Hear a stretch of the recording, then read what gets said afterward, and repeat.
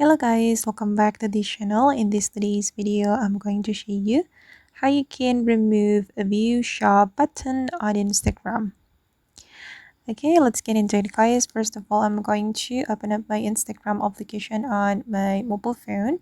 And usually guys, we will get the view shop button on our profile if we have turned our personal account to professional account, especially business account. So after we turned our account to business account, we'll get option to add shop to our profile, and the shop will be displayed right here on our profile. But here I haven't displayed my shop. But if we go to the professional dashboard, we will get option to add shop to our profile. Here, as you can see, we can tag products and create a shop on Instagram, and the shop will be displayed right here. So when people open up your profile, they will get option to view the shop. And I'm going to show you guys how we can remove the view shop button from our profile. If we want to remove it, it means that we need to switch our account from business account to personal account. And I'm going to show you how we can switch our professional account to personal account, especially from business account to personal account.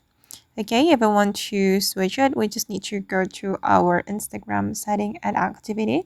We can click on these three lines on the top right, and then we can scroll down until we find the business tools and controls, right? And here you need to scroll down until you find the switch account type.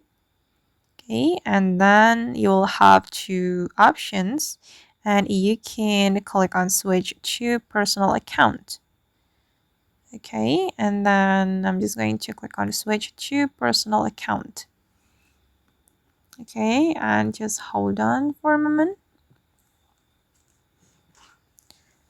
All right, and it's done guys. My business account has been turned into a personal account, and I'm going to go back, and right after you turn your account into a personal account, the view shop button from your Instagram profile will be removed. Okay guys, and that's all the way to remove view shop button on Instagram. I hope this video will be useful for you. Thank you so much for watching, and if you found this tutorial useful, don't forget to like, comment, share, and also subscribe to this channel. See you in the next video guys.